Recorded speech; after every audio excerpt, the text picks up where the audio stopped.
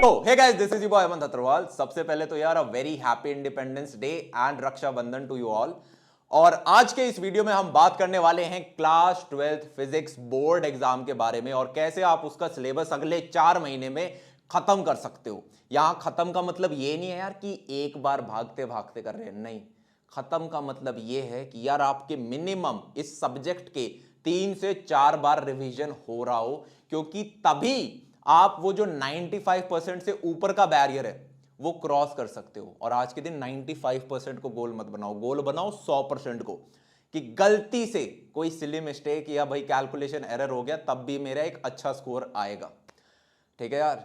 तो सबसे पहले हम बात करेंगे, एक तो 2019-20 में आपके काफी सारे चेंजेस आए हैं बोर्ड एग्जाम में, जिसकी वजह से आपने कमेंट सेक्शन में पूछा था कि कैसे करना चाहिए, कहां से पढ़ें, किस टाइप के क्वेश्चन आएंगे आपके। इस बार 20 मार्क के ऑब्जेक्टिव क्वेश्चन आ रहे हैं।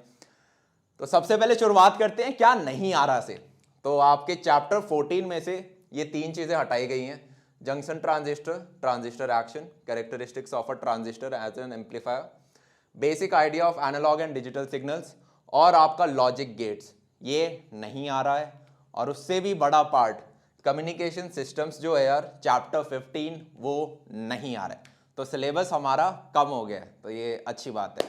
अब हम स्टार्ट करते हैं यार कि कौन सी किताब हमें पढ़नी है। मुझे पता है तुम्हें ऑब्जेक्टिव क्वेश्चन के बारे में जानना है, उसको भी हम साथ में डिस्कस करेंगे। बात कर लेते हैं रिसोर्सेज के बारे में कि पढ़ना कहाँ से है। फिजिक्स के अंदर आपको अगर 100 में से 100 लेके आने हैं, सिर्फ एक किताब काफ़ी है। वो कौन सी है? आपकी एनसीईआरटीज।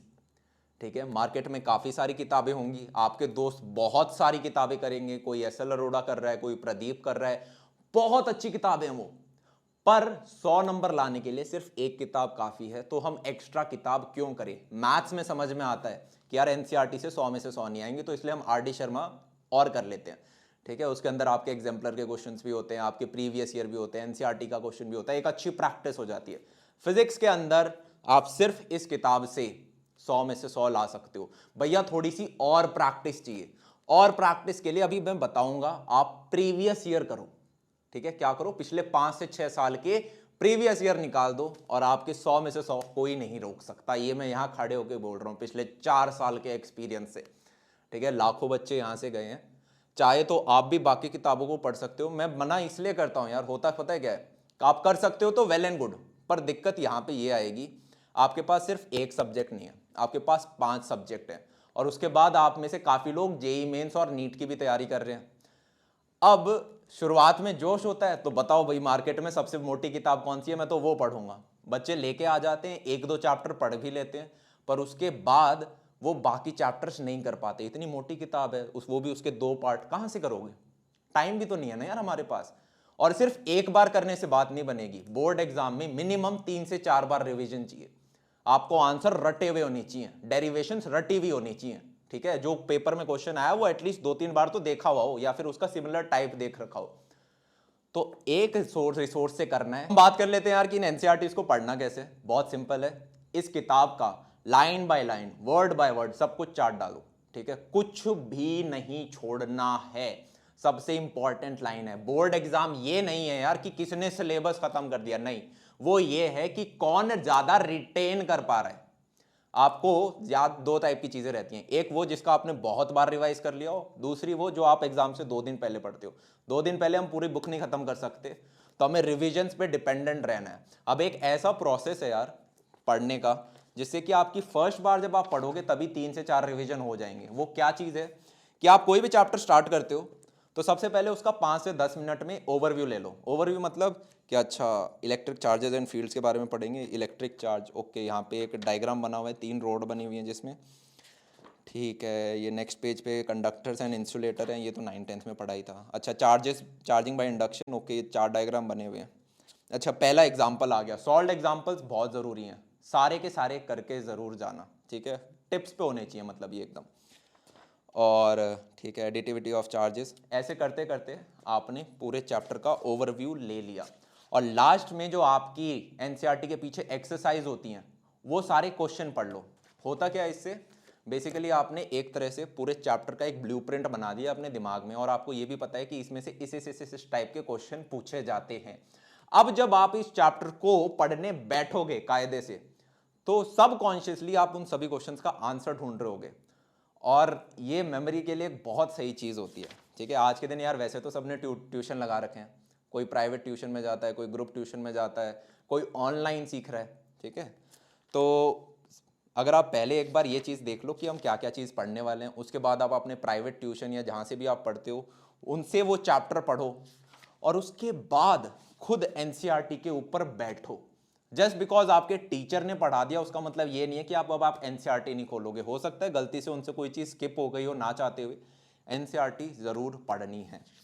तो अब आप क्या करोगे, ढंग से लाइन बाय लाइन हर चीज़ को पढ़ना है। जो चीज़ इंपॉर्टेंट लगती है उस चीज़ को आपने अंडरलाइन कर दिया, और अभी इस रीडिंग में नोट्स मत बनाना। इसके बाद जो नेक्स्ट रीडिंग करोगे, ठीक है, गैप नहीं देना। जैसे ही एक बार पूरा चैप्टर रीड किया उसके बाद दोबारा फर्स्ट पेज पे आ जाओ और अब नोट्स बनाना स्टार्ट करो अपने, क्योंकि अब आपको पता है कि पूरे चैप्टर की क्या राम कथा है, क्या स्टोरी लाइन है, और क्या क्या चीज़ें इंपॉर्टेंट है। एनसीईआरटीज में से यार नोट्स बनाने बहुत ज़रूरी हैं।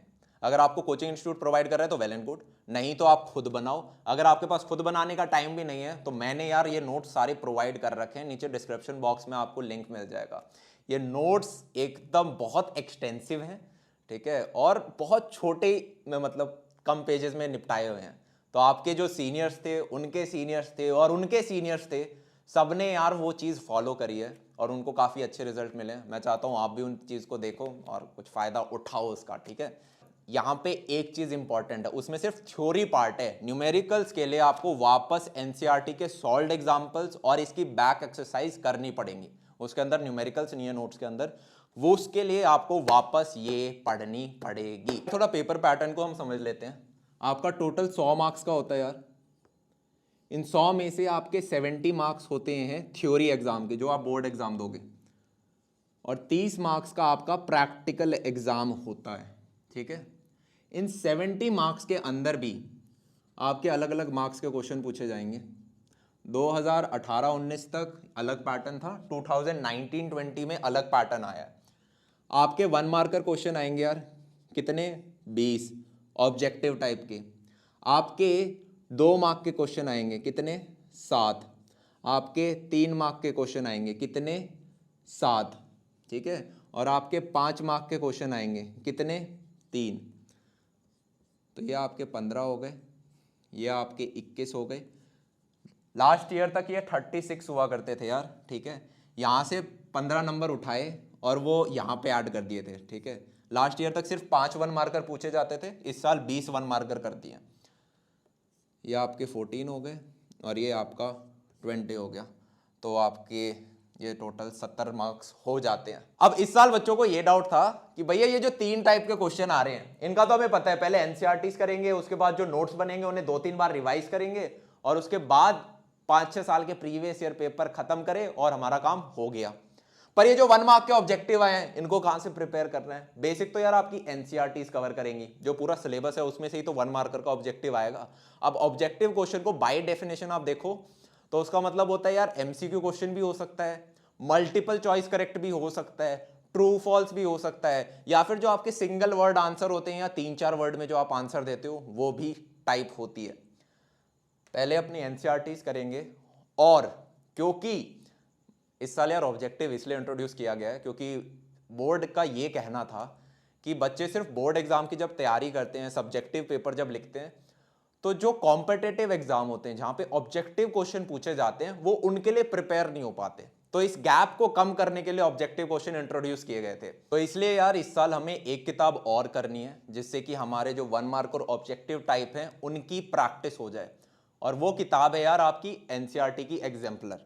भैया ये किताब क्यों? 2-3 रीजन है। पहली बात तो यार कोई भी जो बोर्ड होता है वो अपनी किताबों से बाहर नहीं जाना चाहता। जैसे सीबीएसई बोर्ड में आपकी एनसीईआरटी चलती हैं, तो एनसीईआरटी से बाहर नहीं जाना चाहते वो। ठीक है, आपसे बेसिक एनसीईआरटी पूछ ली, और ये एग्जाम्पलर भी एनसीईआरटी ने ही छापी है। तो इस साल इन 20 क्वेश्चन में से अगर 2-3 क्वेश्चन आपके सीधे एग्जाम्पलर में से उठ के आ जाएं तो कोई सरप्राइज वाली या नई बात नहीं होगी, या फिर इनसे मिलते जुलते क्वेश्चन की बस वैल्यूज चेंज कर दी और आपसे क्वेश्चन पूछ लिया। तो क्या करना है, ये यार थोड़ा एडिशनल बल्क पड़ गया है हमारे ऊपर, पर यार मुझे लगता है कि ये वर्थ इट होगा अगर आप एक अच्छा स्कोर लेके आना चाहते हो। 2015 तक अगर हम बात करें तो मैथ्स में भी आपकी एग्जाम्पलर इंपॉर्टेंट नहीं होती थी, ठीक है, सिर्फ आर.डी. शर्मा करके चले जाओ काफ़ी होता है।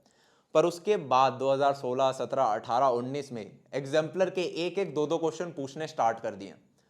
तो इसलिए मैं बोलता हूं कि जैसे मैथ्स में एग्जाम्पलर इंपॉर्टेंट हो गई है तो आप क्या करते हो, आर.डी. शर्मा कर लेते हो। क्यों? क्योंकि आर.डी. शर्मा के जो नए एडिशन है उसके अंदर एग्जाम्पलर के क्वेश्चन भी अब इंक्लूडेड होते हैं। 2015 से पहले नहीं थे पर अब इंक्लूडेड है।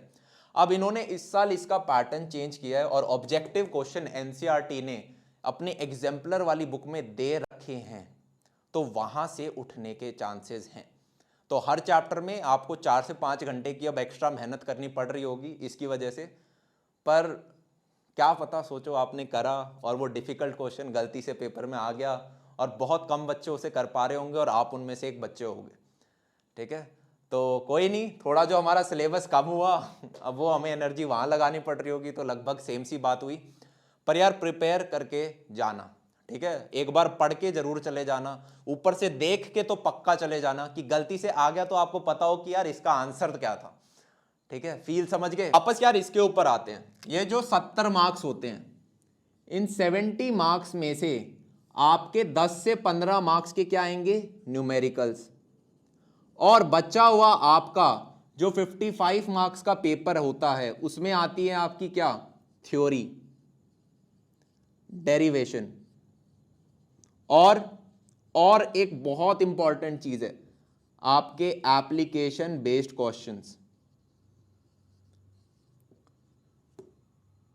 थ्योरी एंड डेरिवेशन तो यार हो जाएगा, ठीक है। एप्लीकेशन बेस्ड क्वेश्चंस की एक अच्छी प्रैक्टिस के लिए क्या जरूरी है, आपके प्रीवियस ईयर कितने, मिनिमम 5 से 6 साल के तो करके जाना ही जाना, क्योंकि हर साल एप्लीकेशन बेस्ड क्वेश्चन पूछे जाते हैं।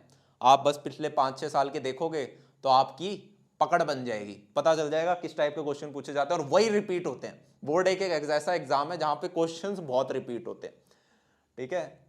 तो आपका ये वाला जो पोर्शन है ये यार आप चाहो तो जो मैंने नोट्स दे रहा हूँ उनसे पूरा कवर हो जाएगा 55 मार्क्स का। पर इस एप्लीकेशन बेस्ड क्वेश्चन के लिए आपको प्रीवियस ईयर क्वेश्चन करने ही पड़ेंगे।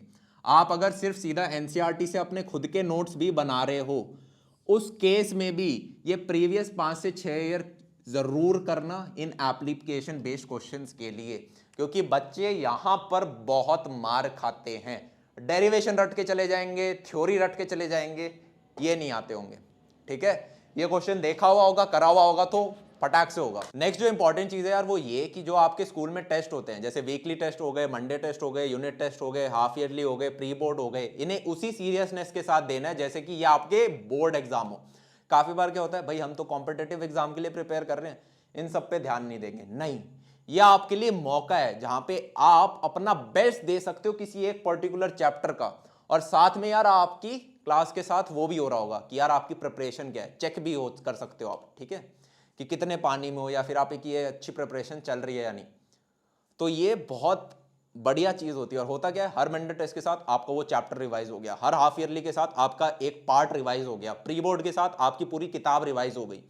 तो ये रिवीजन करने के बहाने होते हैं। इनफैक्ट प्री बोर्ड के बाद आपके कल को मॉक टेस्ट भी होते हैं, कुछ कुछ स्कूल कंडक्ट कराते हैं, तो उनको भी दो अगर हो सके तो, ठीक है।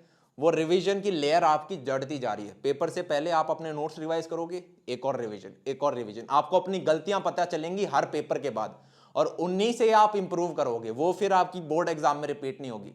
कोई भी डाउट आता है तुरंत निपटाना है यार, कुछ भी करो, ठीक है, दोस्त से पूछना पड़े, टीचर से पूछना पड़े, प्राइवेट ट्यूशन लगाना पड़े, ऑनलाइन सर्च करना पड़े, डाउट्स आपके नहीं रहने चाहिए। यार फिजिक्स एग्जाम के बारे में 2-3 और चीजें जिसके बारे में आपको अवेयर होना चाहिए। पहला ये कि पिछले 4-5 साल से ये सबसे टफ सब्जेक्ट है बोर्ड एग्जाम में साइंस वाले बच्चों के लिए। केमिस्ट्री का पेपर इजी आ जाएगा, मैथ्स का पेपर आपका मीडियम से थोड़ा डिफिकल्ट की तरफ आ जाएगा, फिजिक्स डिफिकल्ट आ रहा है पिछले 4-5 साल से, तो प्रिपेयर्ड रहना है। और इसके बीच इसके लिए जो लीव होती हैं वो भी सिर्फ 2-2 दिन की मिलती हैं। लास्ट ईयर 2 दिन की छुट्टी मिली थी बोर्ड एग्जाम के बीच में, और लास्ट टू लास्ट ईयर सिर्फ 1 दिन की छुट्टी मिली थी। तो इस साल भी लगभग कुछ वैसा सा ही मिलेगा। तो आपका ये जो पूरा सिलेबस है आपको सिर्फ 1 या 2 दिन में रिवाइज करना होगा बोर्ड एग्जाम से पहले। और उस स्टेज पे आप कब पहुंचोगे, जब आज आप एनसीईआरटी पढ़ रहे हो, कुछ नोट्स बना रहे हो या फिर किसी के पढ़ रहे हो नोट्स, और वो notes Monday test, unit test, half yearly और प्री बोर्ड के बहाने आपके 3 से 4 से 5 बार रिवाइज हो गए। और आपने जो एनसीईआरटी की जो प्रीवियस नहीं, जो आपकी बैक एक्सरसाइज क्वेश्चन और जो अंदर के सॉल्व्ड एग्जांपल्स हैं, वो एक बार नहीं 2 से 3 बार करे हो। पहली बार में आपने सारे करे, दूसरी बार में आपको जो इंपॉर्टेंट लगे थे आपने उनको स्टार कर दिया, तीसरी बार में आपको जो और इंपॉर्टेंट लगे थे उनके आगे आपने डबल स्टार लगा दिया। तो हर चैप्टर के आपके कुछ नोट्स होंगे जिनको आप भाई आधे घंटे में रिवाइज करोगे, और कुछ 5-7 क्वेश्चन होंगे न्यूमेरिकल्स जिन्हें आप प्रैक्टिस करोगे, तभी एक पूरे दिन में ये पूरी किताब रिवाइज होगी, ठीक है, और तब वो 100 नंबर फूटेंगे। तो ये चीजें यार ध्यान रखनी है, एक टाइम टेबल बनाना जरूरी है। अगले 4 महीने में तभी खत्म होगा जब आप एक टाइम टेबल बना लोगे। टाइम टेबल 3 टाइप के होते हैं, मैं 1000 बार बता चुका हूं, ठीक है। एक आपका डे टू डे बनेगा कि हर दिन आप क्या काम कर रहे हो, एक आपका बनेगा वीकेंड तक आपको कितना काम करना है, और एक आपका बनेगा लॉन्ग टर्म कि प्री बोर्ड से पहले मेरा फिजिक्स का 80% सिलेबस खत्म हो जाना चाहिए या फिर 85% खत्म हो जाना चाहिए। कुछ गोल आपको सेट करने पड़ेंगे, या 100% हो जाना चाहिए, मैं इतनी बार रिवाइज कर लूंगा। फील समझ पा रहे हो? गोल्स बनाओ, वरना ये टाइम ऐसे निकल जाएगा पता भी नहीं चलेगा कि बोर्ड एग्जाम आ गए, खत्म भी हो गए, रिजल्ट आ गया। ये जो अभी आपका लाइफ का जो पीरियड चल रहा है, ये आपके आने वाले अगले 10 साल का सबसे टफ फेज है। कॉलेज रिलेटिवली चिल होता है थोड़ा, कल को जॉब करोगे तो वो भी 10 से 5 या 7 बजे तक होती है। आपको पता होता है, बॉस बोलता है ये काम करना है, आप वो काम करते हो और आ जाते हो, कोई टेस्ट नहीं हो रहे होते आपके, समझ रहे हो? तो आज जिस बंदे ने प्रेशर ले लिया, आज जिस बंदे ने अच्छा परफॉर्म कर दिया, वो आगे नहीं रुकने वाला है। और यहाँ पे एक चीज मैं बता देता हूँ यार, हमारी सोसाइटी ने कुछ हवा बना रखा है इस बोर्ड एग्जाम को लेके कि ऐसा है, बहुत टफ होता है, बहुत कंपटीशन है, 12वीं में अच्छे नहीं आए तो कुछ नहीं होगा लाइफ में। ये रियलिटी नहीं है। क्लास 12th का बोर्ड एग्जाम आपका सबसे आसान एग्जाम होने वाला है, जिसमें आपके आज तक के सबसे ज्यादा नंबर आएंगे। आपके दूसरी में कितने आए थे, तीसरी में कितने आए थे, 5वीं में कितने आए, 7वीं में कितने आए, 10वीं में कितने आए, 11वीं में कितना है, प्री बोर्ड में कितना है, फर्क नहीं पड़ता। 12वीं में आपके आज तक के सबसे ज्यादा आएंगे, ठीक है, कोई नहीं रोकने वाला उन्हें, बस आपको प्रिपेयर करते रहना है। आपने आज तक शायद सिर्फ 70% स्कोर करे हो, पर बोर्ड एग्जाम में आप अभी भी 95 ला सकते हो। पिछले 4 सालों में बहुत ऐसे बच्चे हैं यार जो कहते थे भैया मेरे तो 66% से कभी ऊपर ही नहीं आए, मैं बोर्ड एग्जाम में 94% ले आया। भैया मेरे तो बस हाईएस्ट आज तक 78% आए थे, मैं बोर्ड एग्जाम में 96% ले आया। ये रियल स्टोरीज हैं, और 1-2 बच्चों के साथ नहीं यार, बहुत सारे बच्चों, बड़े चंक, मेजॉरिटी के साथ होती है, ठीक है। तो डरना नहीं है, पॉजिटिव रहना है, पूरे टाइम अपने आप को ये बोलना है कि यार मैं फोड़ दूंगा, मैं अच्छा स्कोर करने वाला हूं, मैं इतना स्कोर लेके ही आऊंगा, मैं अच्छा स्कोर करूंगा, मैं पॉजिटिव हूं, मैं कॉन्फिडेंट हूं, मैं अच्छा करूंगा, मैं अच्छा करूंगा। दिन में सब उठ रहे हो, मैं अच्छा करूंगा, मैं बोर्ड एग्जाम में अच्छा लेके आऊंगा, खाना खाते वक्त मैं अच्छा लाऊंगा। सोचते रहना, सोचते रहना है, ठीक है। जो आप सोचोगे वो चीज रियलिटी बन जाती है हमारे इस ब्रह्मांड में, ठीक है। तो तब तक के लिए चलते हैं, बिलीव करना है अपने आप पे, ठीक है, कॉन्फिडेंस नीचे नहीं जाने देना है। दोस्त 50 चीज़ें बोलेंगे, यार चल बाहर घूमते हैं, ये 10 किताबें और कर, इनमें से भी क्वेश्चन आते हैं, नहीं, जो अभी पाथ बताया है इसको फॉलो करो, ठीक है। सिर्फ एक सीधी रास्ता है ये, इस पर बस चलते रहना है, और आप डेफिनेटली अपने उस गोल तक पहुंचोगे। कोई चीज़ आपको नहीं रोक सकती, ना आपका पास्ट, ना आपके दोस्त, ना आपकी फैमिली, ना आपकी कंडीशन, ठीक है। आज के दिन आप के पास इतने, अगर आप ये वीडियो देख रहे हो, आपके पास इतने रिसोर्सेज हैं कि आप इस बोर्ड एग्जाम में मनचाहा स्कोर लेके आ सकते हो। तो तब तक के लिए चलते हैं, see you, have a good day and bye bye.